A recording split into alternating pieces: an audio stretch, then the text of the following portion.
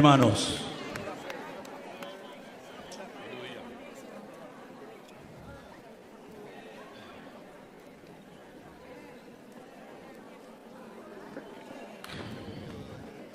sabemos que algunos hermanos tienen que salir ya mañana de viaje e incluso tal vez algunos esta noche.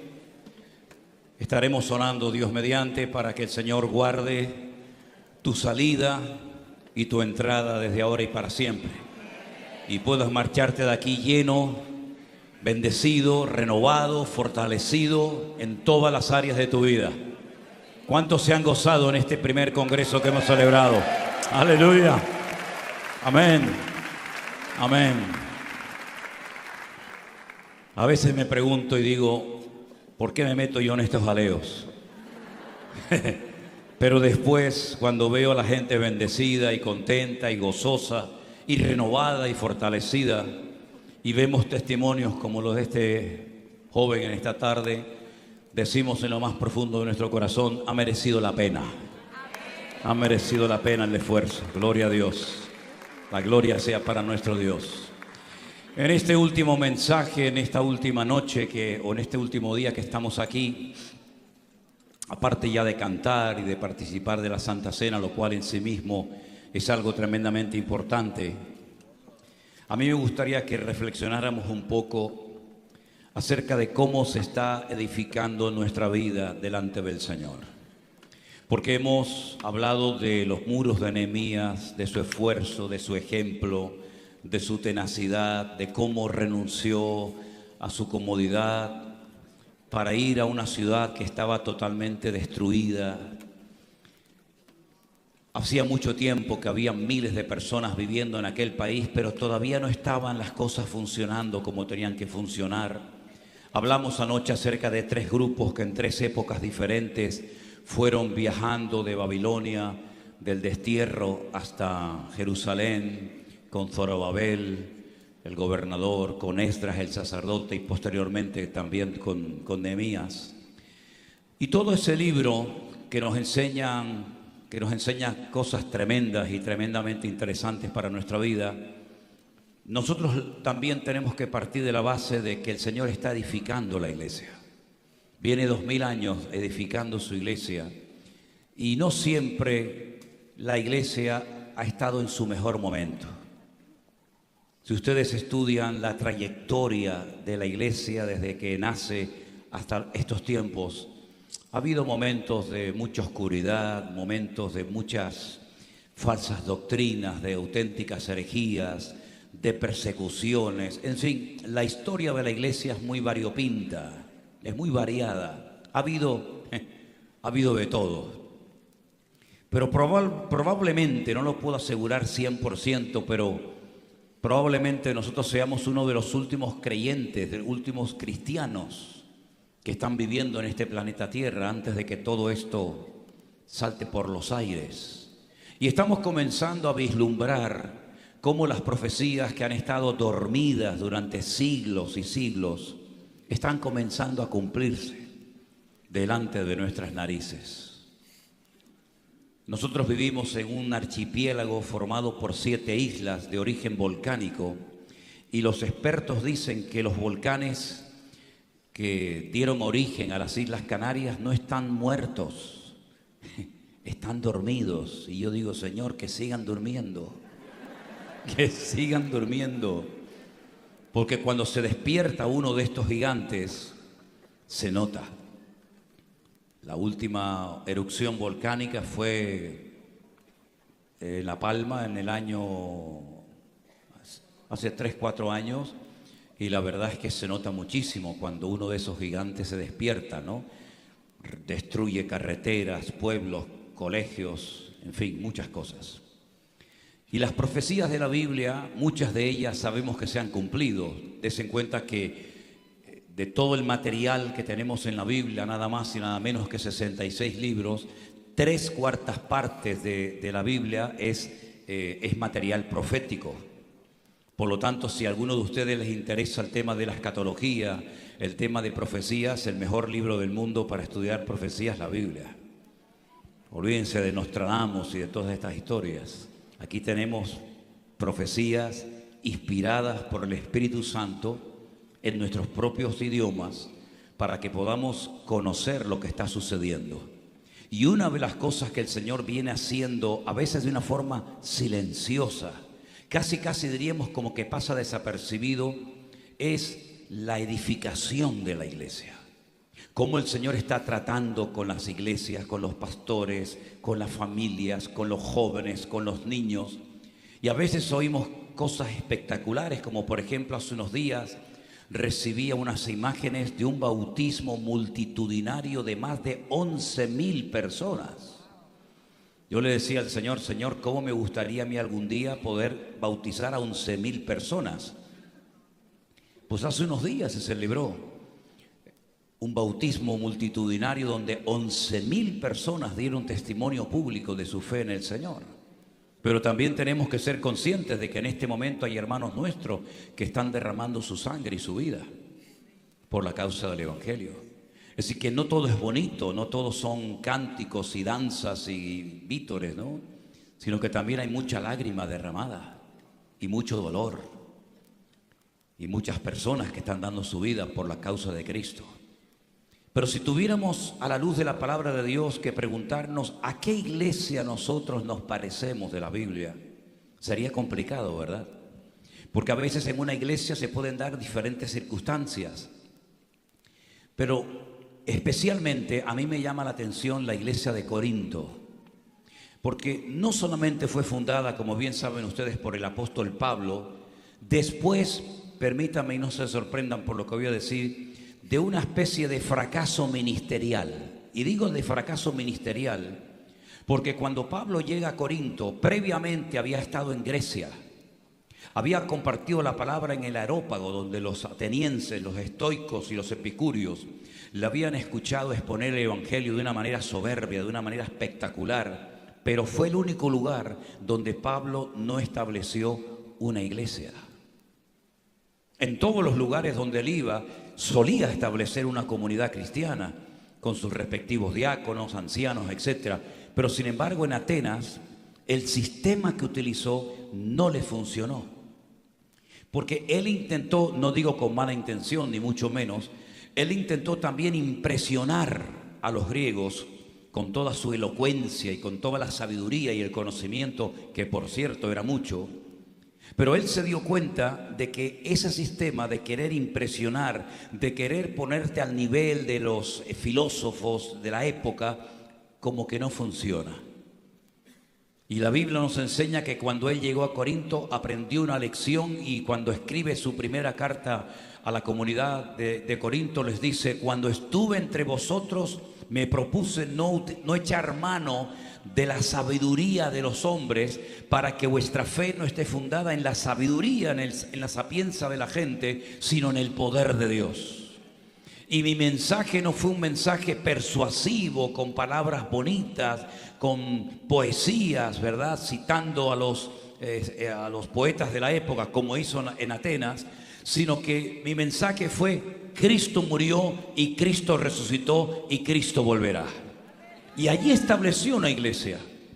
Y no era nada fácil en Corinto establecer una comunidad cristiana, porque aunque podía ser en un momento determinado un factor a favor, el factor de la novedad, el factor novedad funciona durante un tiempo. Nosotros jugamos con ese factor durante un tiempo porque fuimos novedad para mucha gente, pero tarde o temprano hay que poner los pies en la tierra y ya la novedad ya deja de ser novedad, y tenemos que comenzar a lidiar no con lo que nos gustaría, sino con la realidad.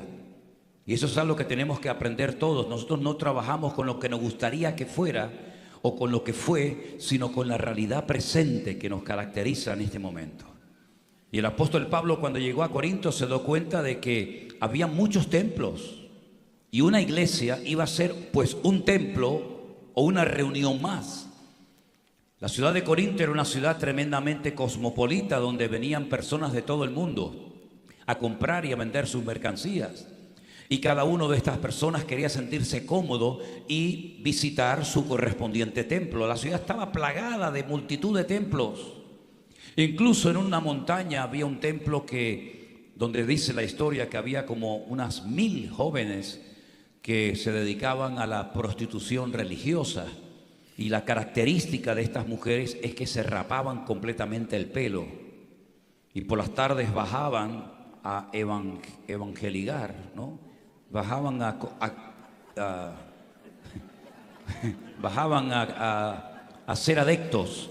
Como hace años, la sede mundial de una secta llamada Los Niños de Dios estaban en Tenerife, concretamente en el puerto de la Cruz, y por las mañanas y por las tardes las chicas de esa secta bajaban y ofreciendo sexo libre, ¿verdad?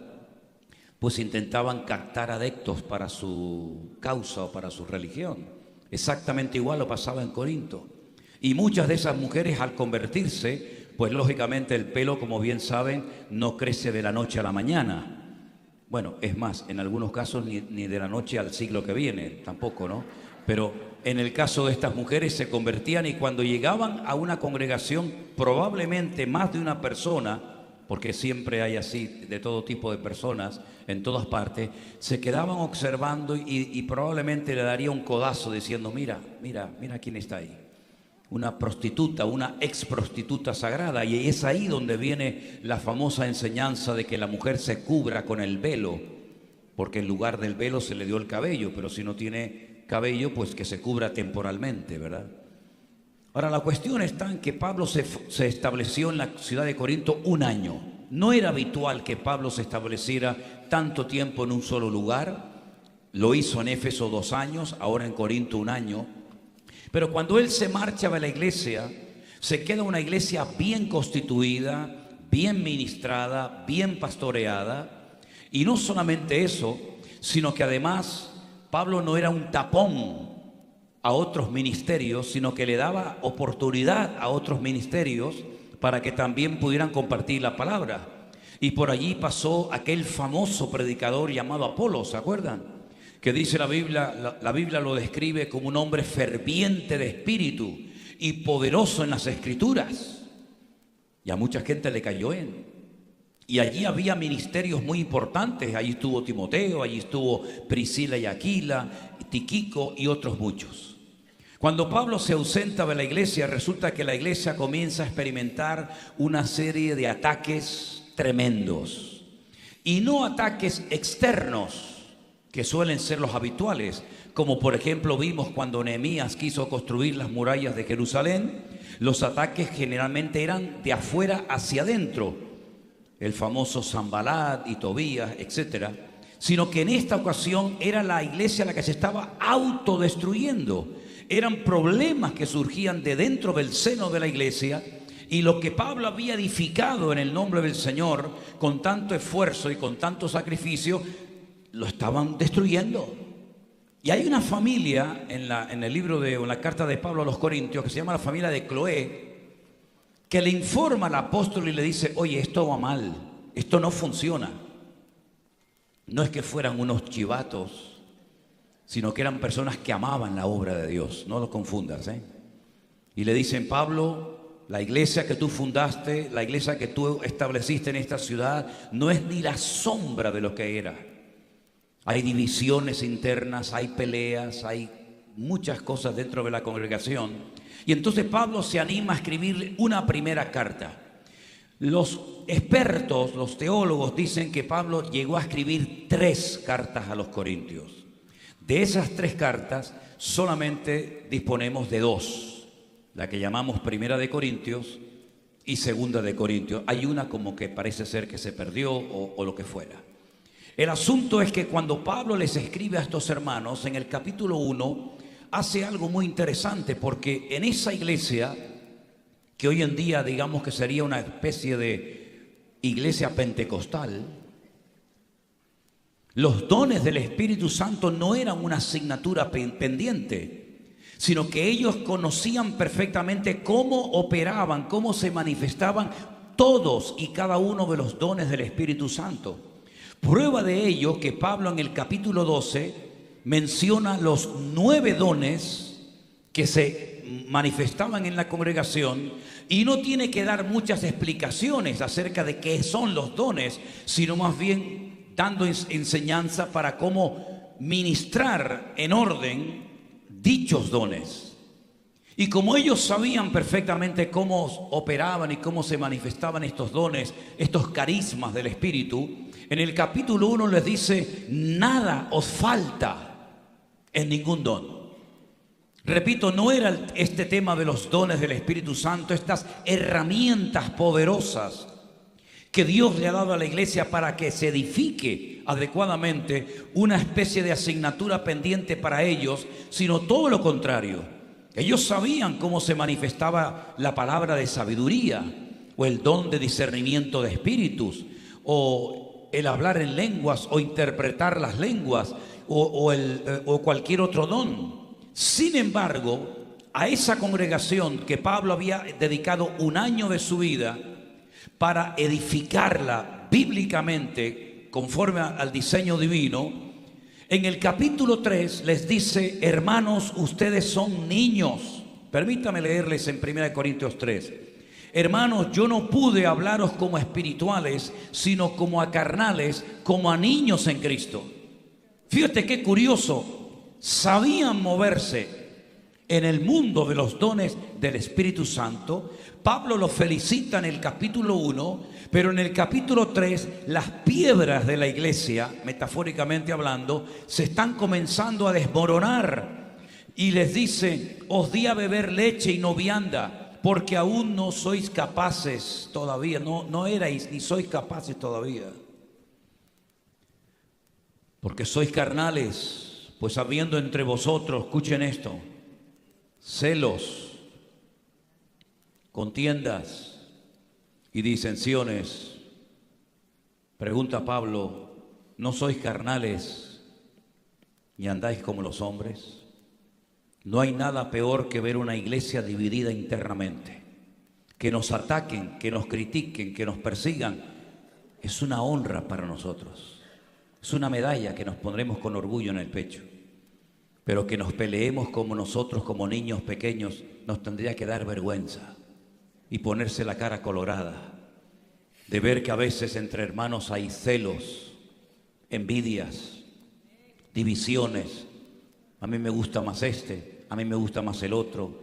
Yo soy de Pablo, yo soy de Apolo, yo soy de este. Nos debería de dar vergüenza que esas actitudes infantiles y que demuestran una falta de madurez total y absoluta se manifiesten en momentos puntuales en nuestras iglesias. Eso jamás deberíamos de permitirlo. Eso debería estar totalmente desterrado de nuestro estilo de vida. Nosotros no somos de uno ni de otros dos, somos de Cristo, porque Cristo fue el que murió en la cruz por nuestros pecados y es el que ha orado para que seamos uno en Cristo Jesús, Señor nuestro. Aleluya. Y Pablo dice: miren, hermanos, se lo voy a resumir claramente. Cuando yo estuve entre ustedes, mi labor fue una labor de siembra. Sembrar, sembrar, sembrar. Y lógicamente también puse el fundamento, porque allí no había comunidad, allí no había llegado Santiago, no había llegado Bartolomé, no había llegado Pedro, no había llegado ningún apóstol. Entonces yo tuve que empezar de cero, picando piedras. Y yo puse la base, yo puse el fundamento. Y después vinieron otros ministerios que edificaron sobre ese fundamento. Pero no se olviden que nadie puede edificar o nadie puede poner otro fundamento que el que está puesto, el cual es Jesucristo. Y quiero decirles, queridos hermanos, decía Pablo a los Corintios, que ni el que siembra ni el que recoge es nada, sino Dios, que es el que da el crecimiento. El crecimiento lo da el Señor, y si no lo da el Señor, no queremos ningún crecimiento que produzca el hombre. No queremos hacer actividades para tener crecimiento. El crecimiento o lo da el Señor o no lo queremos bajo ningún concepto. Porque más vale 4 bendecidos y unidos que 1000 divididos, enfrentados y peleados los unos contra los otros. Ahora bien, la iglesia no solamente tenía problemas de división interna.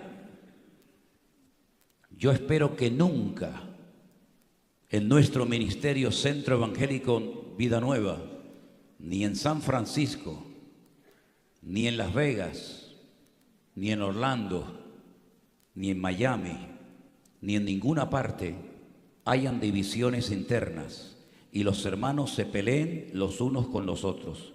Porque si es así, hasta aquí llegaste, amigo. Hasta aquí llegaste. Nosotros tenemos la mentalidad y la visión de trabajar unidos como una piña. No queremos gente que quiera protagonismo, ni gente que quiera estar en primera línea. Nosotros no damos cargos a la gente. Nosotros le damos la carga de servir a los demás. Y si tú no tienes el deseo de servir a los demás, querido hermano y amigo, este no es tu lugar, porque nosotros lo que queremos es trabajar unidos, respetándonos, no compitiendo los unos contra los otros, sino complementándonos para que la muralla se edifique de una forma correcta, sin fisuras, sin cosas raras, y que el protagonista y el invitado de honor en nuestros cultos siempre sea nuestro Señor Jesucristo. ¿Me habéis entendido, hermanos? Ese es nuestro estilo de vida y no vamos a renunciar a él bajo ningún concepto. Pero además de todo esto, cuando la iglesia internamente no está bien, el enemigo toma lugar, evidentemente. ¿Se han dado cuenta que cuando, hago un paréntesis, cuando el pueblo de Israel caminaba por el desierto, mientras había obediencia y sujeción a la palabra, todo iba bien? Había agua, había carne, estaba la columna de fuego que les daba calor durante la noche, estaba la columna o la nube de la sombra durante el día como una especie de paraguas gigante. Todo marchaba a la perfección. Pero en el momento en el que empezaban a criticar o a murmurar o a quejarse, comenzaban a salir de la arena del desierto serpientes venenosas que mordían, que picaban a la gente, y murieron miles de personas. Esas serpientes siempre estuvieron ahí. Esas serpientes siempre estuvieron en ese desierto. Pero cuando había obediencia, cuando el caminar del pueblo de Dios era en orden, en obediencia, en santidad, no pasaba nada. ¿No será tal vez lo que significa eso de no deis lugar al diablo para que no tome ocasión? Claro que sí, mi querido hermano. Nosotros debemos darle lugar solamente al Espíritu de Dios, no al enemigo para que tome ocasión, ni muchísimo menos. Y entonces, como la iglesia de Corinto no estaba bien, la muralla espiritualmente hablando se estaba desmoronando, comenzaron a entrar ideas raras, doctrinas raras, cosas extrañas, herejía dentro de la iglesia. Una de ellas, por ejemplo, que la resurrección no existía, que eso era un cuento, que nadie iba a resucitar. Había otros que decían que sí creían en la resurrección, pero algo que ya había ocurrido en el pasado y que se olvidaran de que habría resurrección de los muertos en el futuro. Y Pablo tiene que escribir un capítulo entero, un capítulo monográfico que habla acerca de la resurrección para decirle, hermanos, ¿cómo que no hay resurrección? Vamos a ver, ¿cómo no va a haber resurrección? Si no hay resurrección de los muertos, Cristo tampoco resucitó. Y si Cristo no resucitó de los muertos, nosotros seguimos siendo pecadores y estamos condenados eternamente a estar excluidos de la presencia del Señor. Si no hay resurrección, los que murieron esperando la resurrección son los más dignos de conmiseración de la tierra. Y si no hay resurrección, ¿por qué en la ciudad de Corinto hay gente que se bautiza por los muertos? Práctica que hacen hoy en día algunas sectas del mundo, ¿verdad? Y Pablo intenta demostrarles que no solamente Cristo resucitó, sino que si Cristo resucitó, nosotros también resucitaremos con Él en gloria y nos dará un cuerpo nuevo, un cuerpo transformado y glorificado a la imagen de Jesús. Y no solamente había problemas de falsas doctrinas, sino que también había matrimonios con muchos problemas entre ellos. Y no hay nada peor que una familia dividida, Como también quiero decir que no hay nada más hermoso que una familia unida. Qué lástima cuando hay hombres que quieren servir al Señor y la mujer no la apoya. Es triste, ¿no? O hermanas que quieren servir al Señor y su marido está en otra frecuencia. y el hombre no se entera ni quiere saber nada de las cosas del Señor. Pero qué hermoso cuando hemos conocido, y gracias al Señor, yo creo que los pastores se han percatado de esto, la cantidad de familias que tenemos nosotros en nuestro ministerio es algo por lo cual no paro de agradecerle cada día al Señor. Familias enteras incluso involucradas en la alabanza, en la música, en la escuela dominical, etcétera, etcétera. Tenemos que orar para que el Señor consolide y una a todas las familias de la iglesia, porque en estos tiempos donde la familia está siendo tan bombardeada, tan cuestionada, incluso tratando de convencernos de que hay otros modelos de familia nada más lejos de la realidad, nosotros creemos que Dios hizo al hombre para la mujer y a la mujer para el hombre, y los hijos tienen que honrar y obedecer a sus padres, y eso es un ejemplo para la sociedad. Que Dios nos ayude a mentalizarnos de esto. Lamentablemente también comenzaron desórdenes en cuanto a la utilización o manifestación de los dones del Espíritu Santo. Y el apóstol Pablo llegó a decirles: hermanos, piensen una cosa que les voy a decir. Si a alguien de la calle se le ocurre entrar a nuestras congregaciones, no van a decir que ustedes están locos. Pero ¿saben una cosa? Parece que Pablo nos está escribiendo una carta a los cristianos del siglo XXI. Porque hay congregaciones que uno las ve, uno las analiza y dicen: realmente eso de iglesia no tiene absolutamente nada. No se olviden ustedes que nosotros como ministerio, en nuestra lista de doctrinas fundamentales que están, yo creo que en la mayoría de nuestras iglesias bien claras en la entrada de la iglesia, nosotros creemos en todo lo que enseña la palabra de Dios, incluido todos y cada uno de los dones del Espíritu Santo. Nosotros no somos como algunas tal vez denominaciones o grupos evangélicos que dicen que cuando se terminó de componer el canon de la Biblia, se completó de escribir la palabra de Dios, y cuando murieron los apóstoles ya las señales, los milagros, los prodigios, incluidos los dones del Espíritu Santo, ya dejaron de operar. En absoluto, amén, hermanos, en absoluto. Todo está en pleno vigor. Pero, ojo con esto, nosotros no vamos detrás de los dones, nosotros no honramos a los dones, no nos autofinanciamos con los dones, sino que nosotros honramos al dador de los dones, no al don en sí mismo. El don es un instrumento, pero al que hay que honrar y al que hay que servir no es al don, es al dador del don, es decir, al Rey de Reyes y al Señor de los Señores, que es una cosa muy diferente. Por lo tanto, el apóstol Pablo escribe capítulos enteros para decirle: no, hermano, no es así, no es así. Yo no impido a nadie que hable en lenguas, yo no impido esto, yo no digo que no se pueda hacer, pero hágase todo decentemente y con orden. Nosotros no somos evidentemente un ministerio perfecto. En el Centro Evangélico Vida Nueva usted no va a encontrar un pastor perfecto, digo yo, no sé. Usted no va a encontrar una congregación perfecta, pero sí queremos movernos en el orden, en los parámetros que el Señor nos ha enseñado en su palabra, para que la muralla que estamos edificando sea una muralla que le dé honra y le dé gloria al Señor.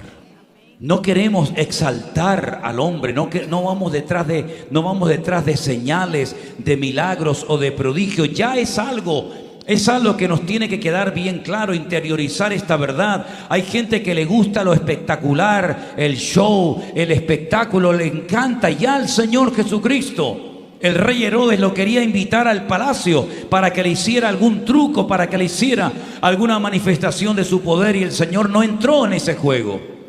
Ya la palabra del Señor nos enseña que incluso había personajes que iban detrás de las señales y de los milagros. Nosotros no vamos ni detrás de nadie, ni detrás de cosas espectaculares. Nosotros vamos detrás y seguimos y honramos a nuestro Señor Jesucristo. Él es el único digno de alabanza. No nos confundamos, hermanos. Y Pablo pone un orden y dice: no, mire, se puede hacer esto, pero este es el orden. Este es el orden en este don, este es el orden en otro don, y todo se tiene que hacer para la honra y para la gloria del Señor. Había más problemas todavía en la iglesia de Corinto, La muralla se estaba derrumbando de una manera terrible.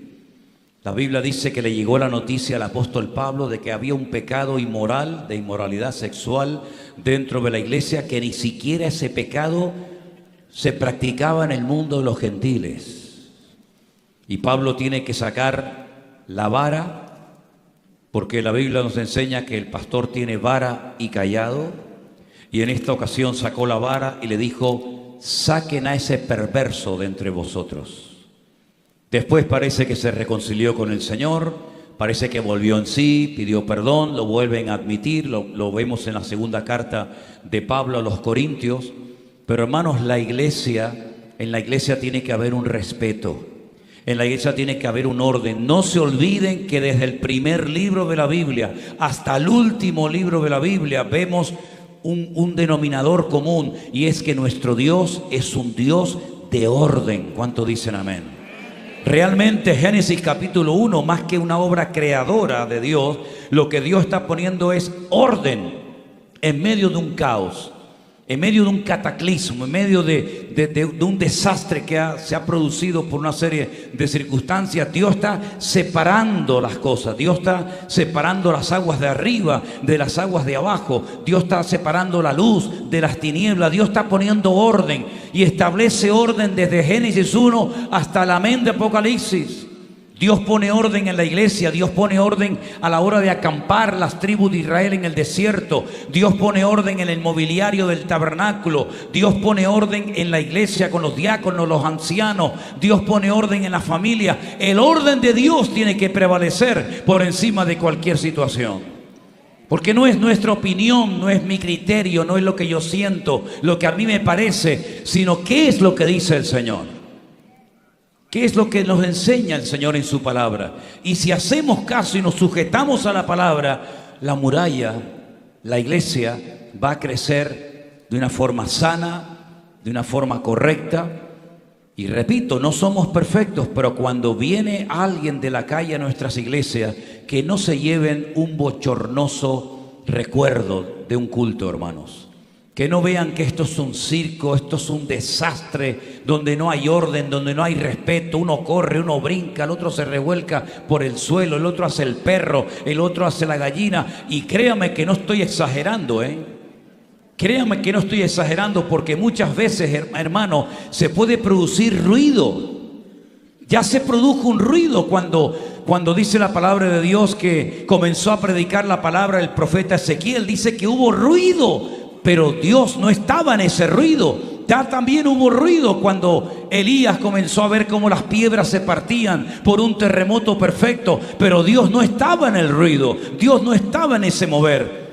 Por lo tanto, tenemos que aprender a discernir que sí, Dios se mueve, Dios puede impresionarnos, Dios puede hacer lo que quiera, pero siempre dentro de las líneas que Él mismo ha establecido. Y esas líneas, esos límites, esas fronteras, las encontramos en la Biblia, en la palabra del Señor. No le vamos a impedir a nadie que en un momento determinado pueda ser usado por el Señor en el don que sea, pero siempre vamos a juzgar, en el buen sentido de la palabra, todo a través del filtro de la palabra del Señor.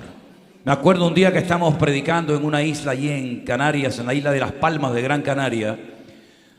Y mientras estaba predicando, la gente comenzaba a correr hacia la plataforma. Yo pensaba que venían a entregarse a Cristo, pero no, llegaban a la plataforma, y cuando llegaban delante de la plataforma donde estaba predicando, la gente comenzaba a patalear, a dar gritos, a revolcarse así, uno para allá, el otro para acá, el otro le pasaba por encima.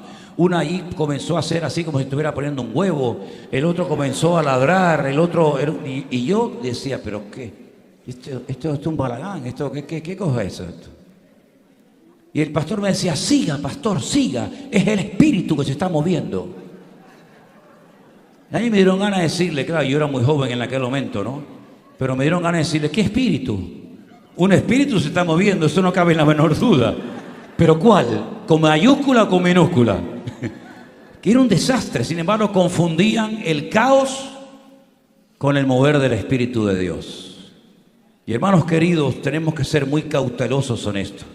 Yo muchas veces cuando termino los cultos le digo, por favor, que los niños no estén corriendo en la iglesia. No es que esto sea un santuario donde aquí está, ¿verdad?, como una especie de templo de Jerusalén, pero tiene que haber un respeto, hermanos.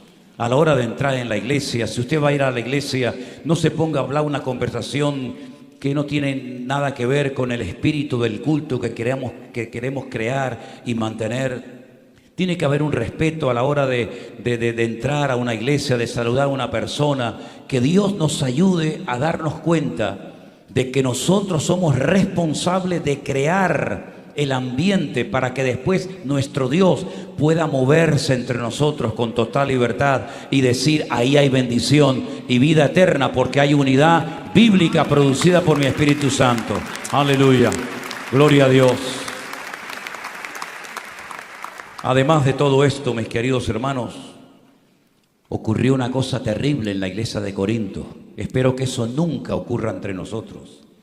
Habían hermanos que tenían problemas por negocios o por cualquier otro asunto y cogían y se denunciaban ante las autoridades de la ciudad, autoridades inconversas, incrédulos, no creyentes, y se denunciaban, iban a juicio denunciándose unos a otros. Y Pablo dice, no hay suficiente sabiduría en la iglesia para solucionar estos problemas, que tenéis que recurrir a los tribunales del mundo para que éste te pague lo que te debe o para que éste te devuelva lo que le prestaste. ¡Qué vergüenza, qué testimonio pésimo están dando ustedes a toda la ciudad de Corinto! Porque ustedes saben, queridos hermanos, me imagino que aquí en los Estados Unidos será igual, que si usted hace las cosas bien, decentemente y con orden, y no se sale de la línea, probablemente nadie le diga nada, nadie le felicite. Ay, hermano, pero como a usted se le ocurra hacer algo que no está bien, más de uno le va a decir, ah, ¿usted va a esa iglesia? Es que todos son iguales. Yo he contado en varias ocasiones que yo cuando voy al volante a veces me transformo. No sé lo que me pasa, agarro el volante y me entra así una cosa, me transformo, ¿no? Y como hay gente que va por las calles tan lentos, desde mi punto de vista, a veces el espíritu con minúscula se me manifiesta, ¿no?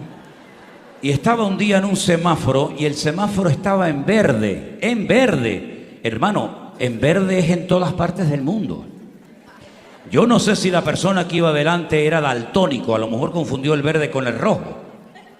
Pero no se movía, no se movía. Y yo empecé a tocar ¿cómo es? Sí, porque a veces digo una palabra que a lo mejor suena fea, a la bocina, toqué la bocina y no se movía, tú. Digo, pucha, encima de daltónico es sorda.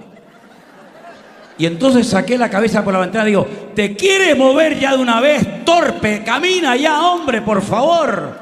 Y saca la cabeza por la ventana y dice, hola, pastor, hola, hermano. Era una hermana de mi iglesia, era de la iglesia mía. Y le dije, hola, hermana.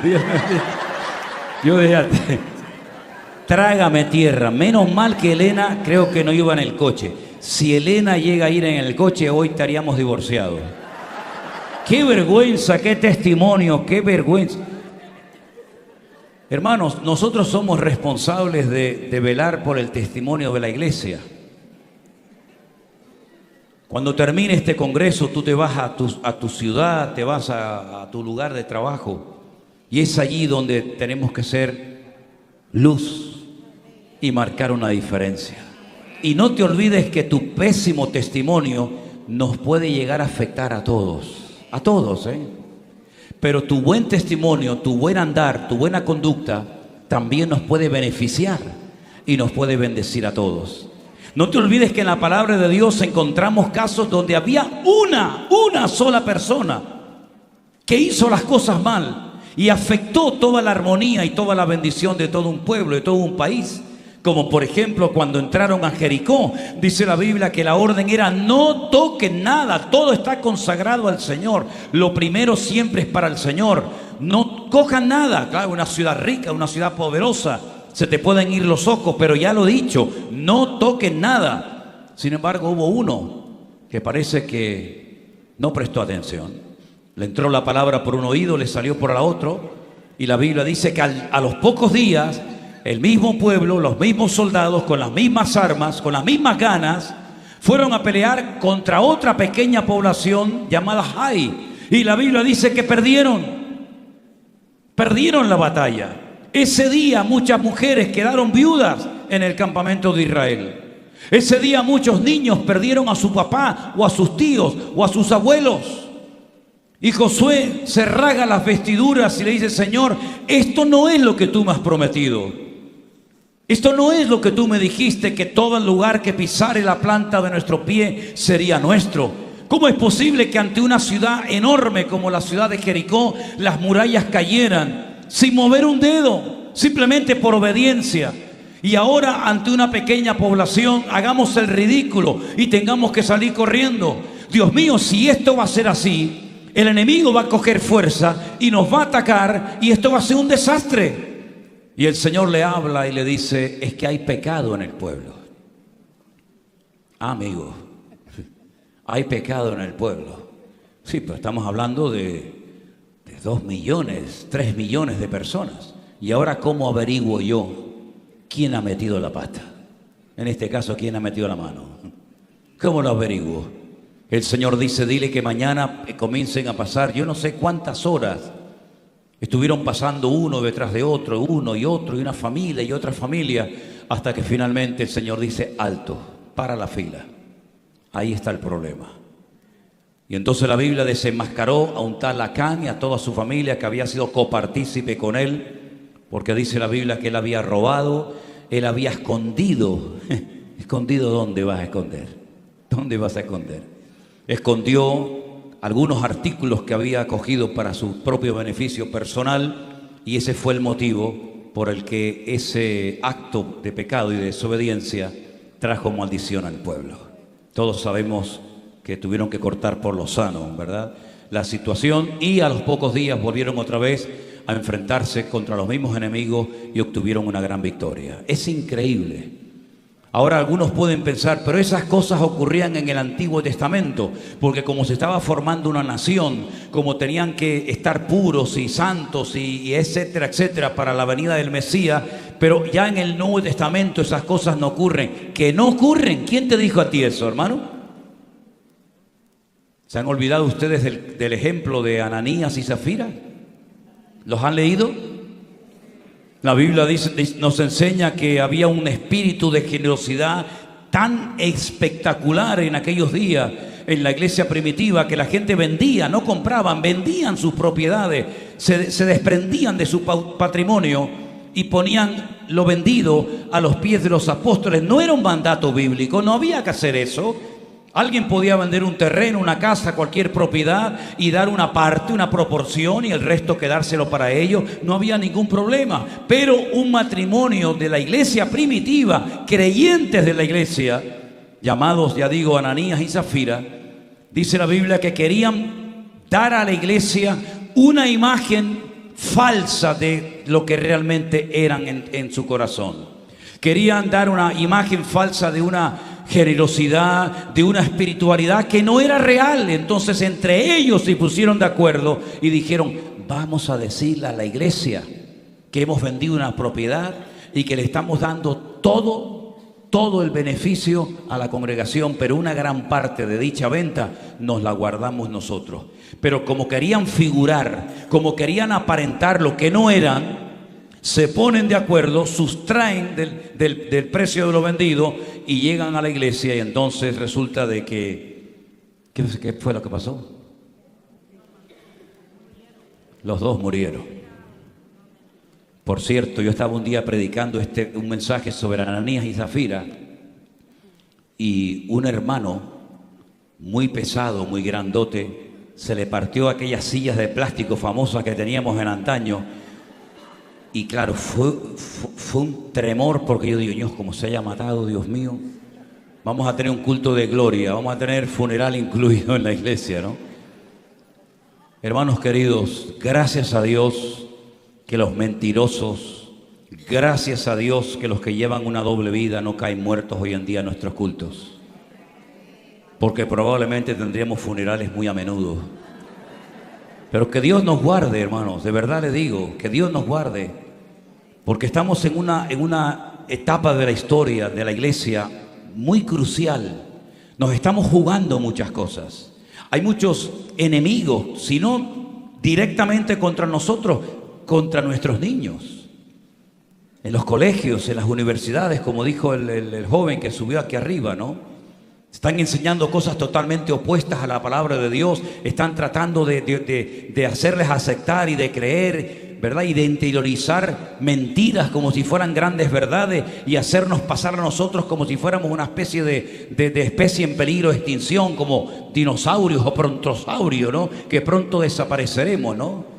Hermanos queridos, la santidad de la iglesia no es cuestionable, no es negociable. Nosotros tenemos que tener bien alto el evangelio de Jesucristo, y para ello es importantísimo que tanto dentro como fuera de la iglesia, nuestra vida pública y nuestra vida privada sea coherente con lo que decimos creer y con lo que decimos creer, hermanos queridos.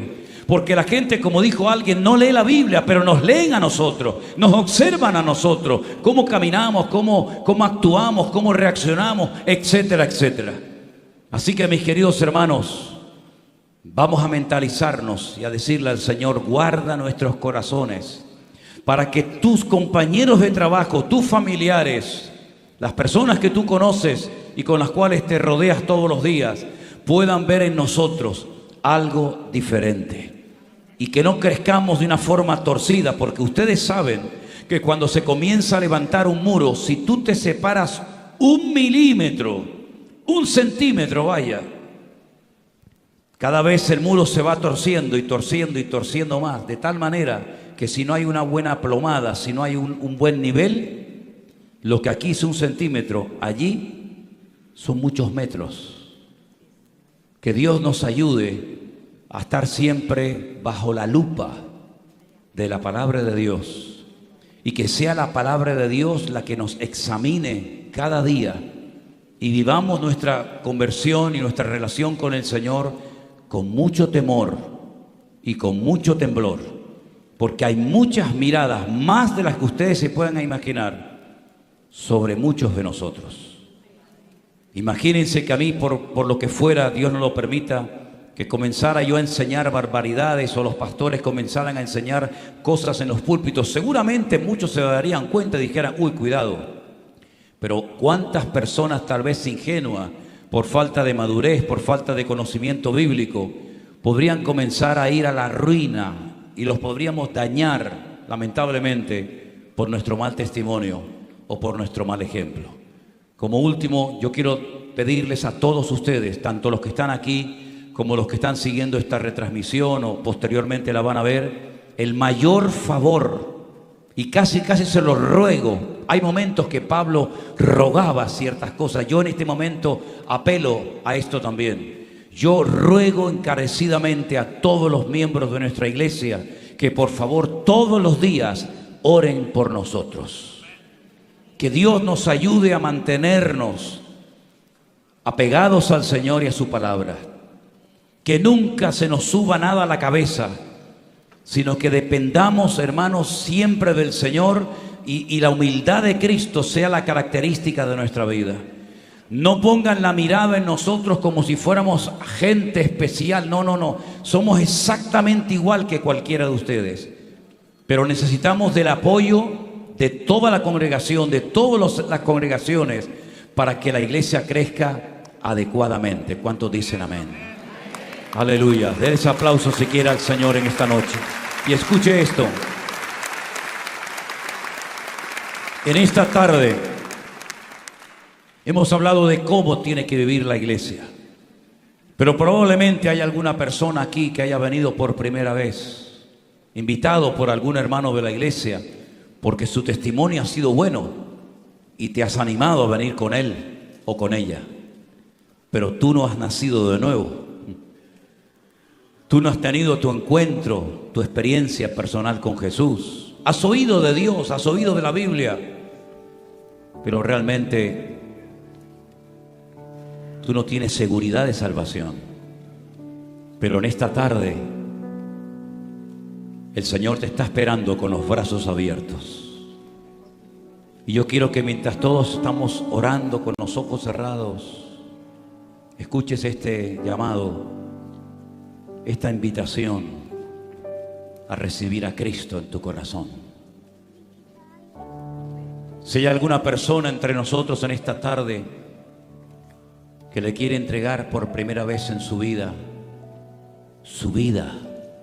tu alma, al Señor Jesucristo, pidiéndole perdón por tus pecados, en un genuino arrepentimiento, en un genuino deseo de cambiar, ahora es tu oportunidad. Levanta tu mano, y levantando tu mano me estás indicando que tú quieres entregarle tu vida al Señor Jesucristo en esta tarde. Levanta tu mano donde estás. Permítame, pero que con estos focos a veces no veo absolutamente nada. ¿Hay alguien que le quiere entregar su vida al Señor Jesucristo en esta tarde? Dios le bendiga. Dios te bendiga a ti también. ¿Alguien más? Dios te bendiga. Bueno, vamos a hacerlo así, de esta manera. Los que quieran recibir a Jesús, vengan adelante, por favor. Salga de su banca un momentito. Los demás estamos orando. Queremos orar por estas personas que en esta tarde han decidido entregarle su vida al Señor Jesús. Pasen adelante, por favor. Pido por favor a todos que sigamos orando. Este es un momento muy solemne, un momento muy importante, donde almas van a pasar de muerte a vida. ¡Qué tremendo! Gloria a Dios, qué bendición. No aplaudan, no hagan nada, simplemente oren. Simplemente oren. Pasen adelante. Aleluya. Dios les bendiga.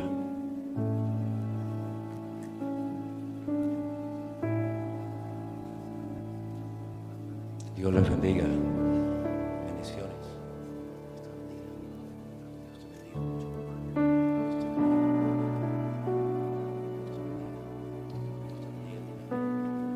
Gloria a Dios. ¿Tú también le quieres entregar tu vida a Jesús? Dios te bendiga. Te felicito. Gloria a Dios. Gloria a Dios. Hermanos queridos, cerremos nuestros ojos en esta tarde a nuestro buen Dios. Y quiero pedirle a los que pasaron al frente que con todo su corazón repitan conmigo y le digan: Señor Jesús.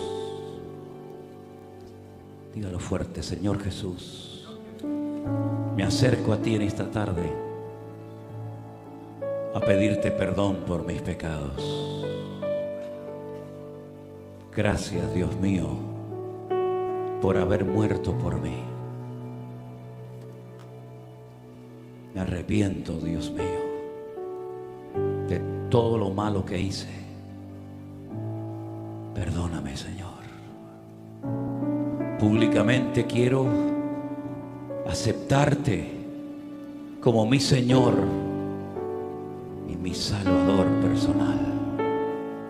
Escribe mi nombre, Dios mío, en el libro de la vida, y que a partir de hoy, Señor, tú seas mi Señor y mi Salvador. Me rindo a ti, me rindo a ti. Te lo pido con toda mi alma, Señor Jesús. Amén, amén, amén. Vamos a orar por ustedes para que la bendición de Dios siempre esté sobre vuestras vidas. Recuerden que queremos darles unas Biblias de regalo a los que no tengan. Ahí las traen, para que comiencen a partir de hoy a leer la palabra del Señor y empiecen una vida nueva con Cristo. Las cosas viejas pasaron, dice la palabra. Ahora sí le podemos dar un fuerte aplauso al Señor. Aleluya. Gloria a Dios. Gloria a Dios. Oramos por ellos, pastores. Oramos por ellos. Elena, Vanessa, oramos por estas personas. Aleluya. Y todos los que están ahí sentados, bendigan estas vidas que hoy se han rendido, que hoy se han entregado al Señor Jesucristo, para que puedan a partir de hoy conocer al Señor, servir al Señor, como muchos de nosotros ya lo hemos hecho. Señor, bendice estas vidas en esta tarde, que nunca se aparten de tus caminos, Que la palabra, la semilla que ha sido plantada en sus corazones, dé fruto a 100 por 1, Señor. Y gracias te damos, Dios mío, por el privilegio que nos das en esta noche de ver almas nuevas, rendidas a nuestro Señor Jesucristo. Gracias te damos, oh Dios. A ti la gloria y la honra. Y sabemos que en este momento también hay gozo en los cielos, porque almas nuevas hoy se han rendido a Jesús. En el nombre de Cristo. Amén y amén. Póngase de pie y aplauda al Señor. Dígale gracias, Dios mío. Aleluya. Mientras están orando por ellos, hermanos queridos, recuerden siempre orar para que cada día podamos llevar alguna alma nueva a los pies del Señor Jesucristo. Saluda a la persona que está a tu lado. Dile: hermano, ha sido una bendición, un privilegio maravilloso el haber podido estar contigo durante estos días en este congreso. Aleluya. Toda la gloria sea para nuestro Dios.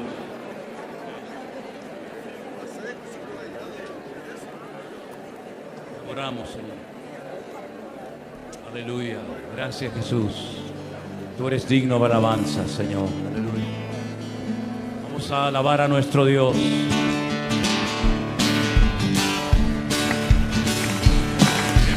Empecemos a alabar a Cristo el Señor.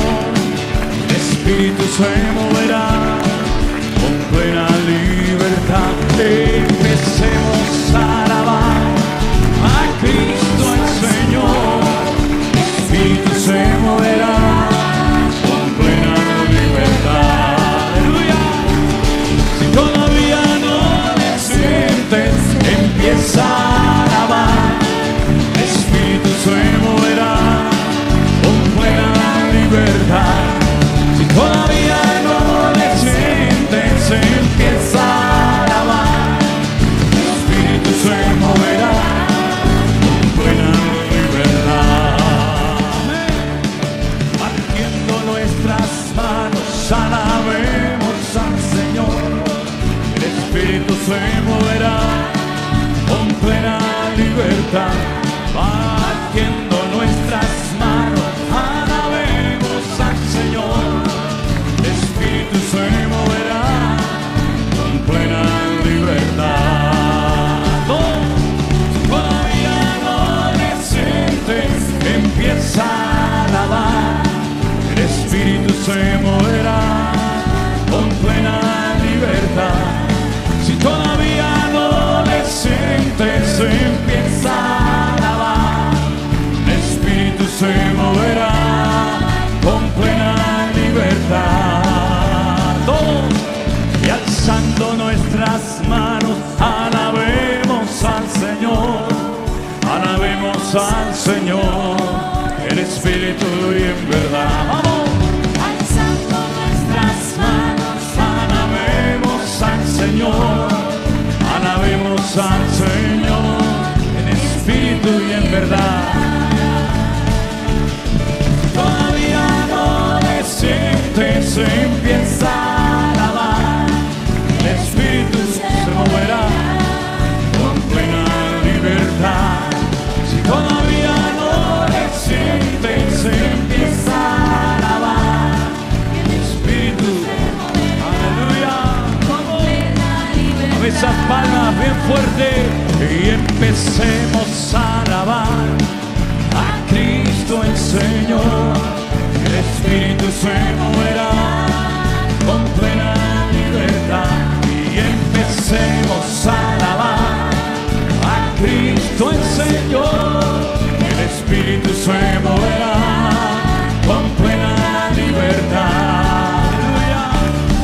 Todavía no le sientes, empieza a alabar. El Espíritu se moverá con plena libertad. Si todavía no le sientes, empieza a alabar. El Espíritu se moverá con plena libertad. Batiendo nuestras manos, alabemos al Señor. El Espíritu se moverá con plena libertad. Batiendo nuestras manos,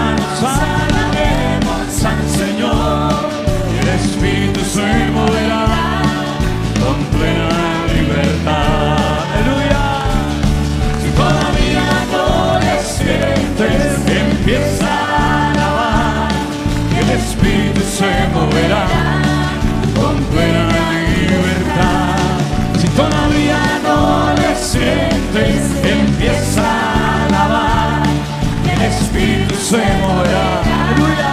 Con plena libertad. Alzando nuestras manos, alabemos al Señor, alabemos al Señor, en espíritu y en verdad. Alzando nuestras manos, alabemos al Señor, alabemos al Señor, en espíritu y en verdad. Si todavía no le sientes, empieza